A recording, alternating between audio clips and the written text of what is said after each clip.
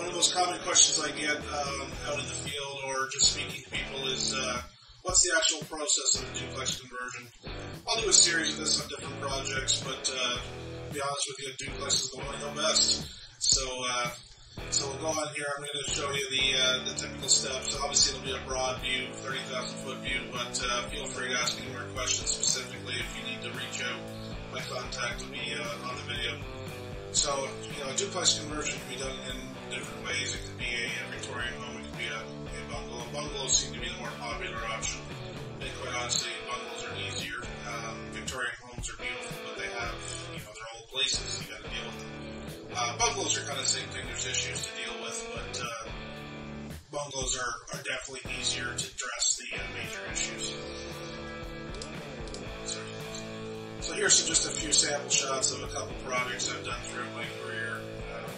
These are all fully gutted to the studs, and this is kind of the final product. So step one, the purchase. Make profit when you buy, not when you sell. I know that's kind of a famous saying in the real estate world, but it's true.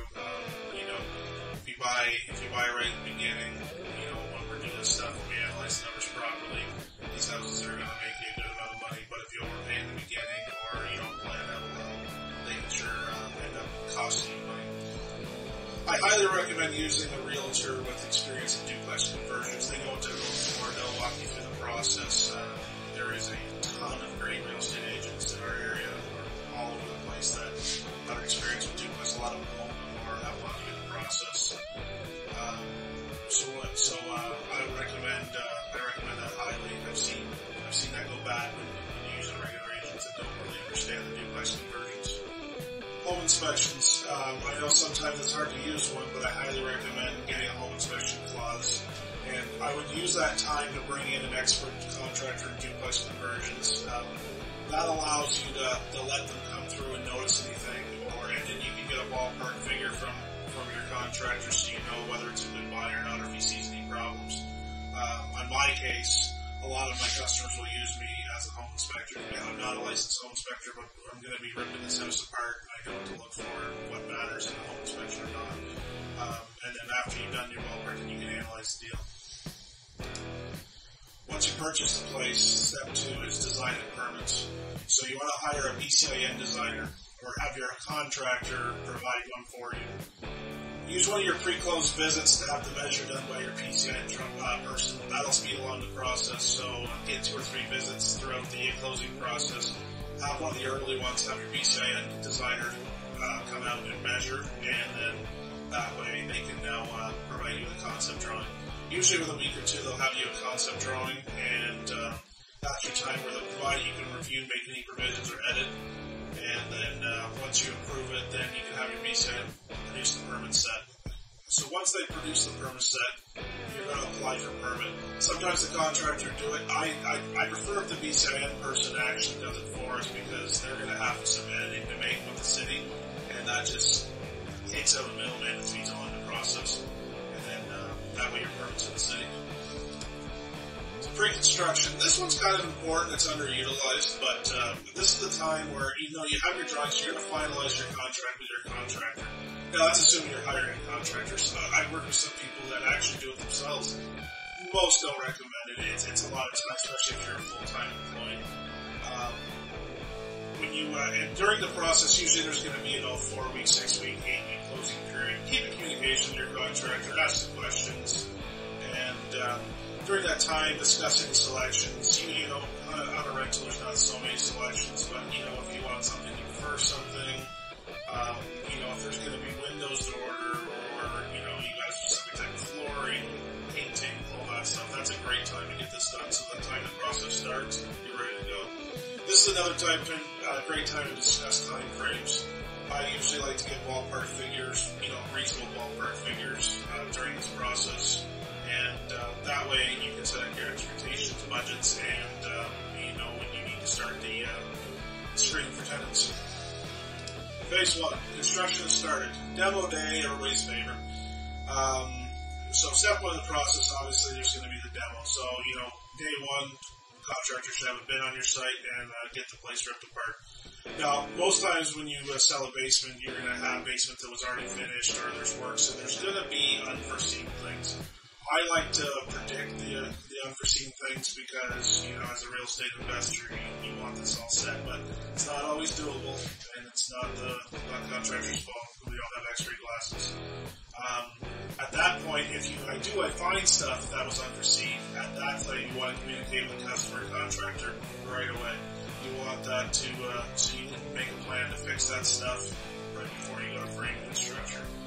At that point, we frame the basements. You do any structure work, if you plan on opening walls, that's the time in phase one. And then we move on. Phase two. This is the roughing stage, and, you know, as an electrician, this is, to me, the most important stage. This is not the place to cheap out. If you have HVAC, electrical, plumbing issues, fix them now, because it is so much cheaper to fix them now than it would be after you finish the place. If you have ungrounded wiring, or you have galvanized plumbing, or stuff like that, fix it now. It'll save you so much headaches in the end. You know, and obviously it's not the sexy phase, quite honestly, because you don't see this stuff at the end, but if you plan on holding these properties, it'll sure save you a lot of hassles down the road. So first step, you know, HVAC roughing should go first. The reason why we do HVAC first is because their stuff is not flexible whatsoever. It's solid, it's rigid. They need to go in specific spots. Plumbing is a little bit more flexible, so I like to run that number 2. And electrical is last because pretty much everything in electrical is flexible, so we can move around, take different routes. And then after that, we have the framing and trade roughing inspections. Typically in a city like Hamilton or St. Catharines, Welland, it's all going to be done once. And new construction will be done, like brand new houses will be done slightly different, but usually it's done all at once. Hamilton and Welland, like just Brantford, they use the same inspector throughout for plumbing, framing, HVAC. Electrical is completely separate. That is the Electrical Safety Authority, and that should be arranged by your electrician. And then after your inspections, then we go on to phase 3. Phase 3. This is where we do our insulation, vapor, soundproofing, fire separation. So step 1, insulate your exterior walls. Cost-wise, it's more likely you're going to be using bad insulation with a vapor barrier. Some customers might choose to use spray foam. Each has their advantages. Obviously, or not so obviously, bad insulation would be more cost-effective, but spray foam does have its advantages. If you are using bad insulation, we'll move on to vapor barrier and plastic on the walls. This keeps moisture out and is your separation. Soundproofing. Soundproofing is obviously very important in a duplex, and this is the stage where we install most of it. So you're going to have your absorbent material in the ceilings. You're going to have fire separation walls, and design walls are going to have your sound absorbent material, and a resilient channel. The designer will come up with an assembly, and the contractor's job is to build it to that assembly. At that point, you're going to do any fire separations or fire caulking. And at that point, we're going to call in for an insulation inspection. And usually this is the simplest inspection, but subsets come up. Then we move on to step 4. Step 4, we're going to have the drywall installed, and a duplex is important. Type expire, half-inch on interior separations, so we do this step. And at that point, you're going to have mud and tape done, so you're going to make the place all smooth. As a contractor, let me recommend that is not the place you want to cheap out, because a bad mud and tape job can ruin your whole product.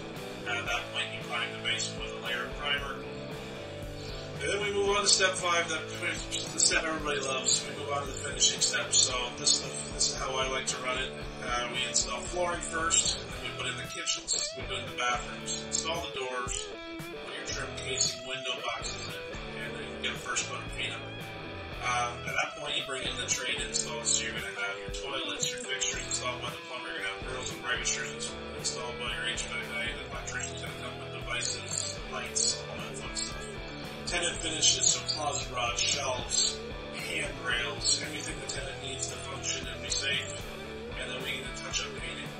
At the end, there's always little touch-ups. You walk through and you do little repairs. Then you have your final inspections. There's going to be a final building inspection. There's going to be a final electrical inspection. If those all pass, then you bring your tenant in for you bring your contractor and your customer together for your walkthrough. This is a step that gets skipped too much because as real estate investors, you're more likely working and you're going to be busy. But do this now so that there's no problems at the end. Communicate well, and this is the typical duplex conversion. So obviously, we just did that in a few minutes here. This is typically a 3-month process. As a contractor, obviously, but someone who's got a lot of experience with duplexes, you're going to want to use a contractor that has experience with this. It doesn't mean the other guys can't do it, but there's going to be time delays for just the tricks. And, as a rental and as an investment, time is money, so I highly recommend using a contractor with experience with this. Now, that's my thing on duplexes. We're going to have a ton more on this. We're going to go much more detail in each phase. This is just your 30,000 foot view.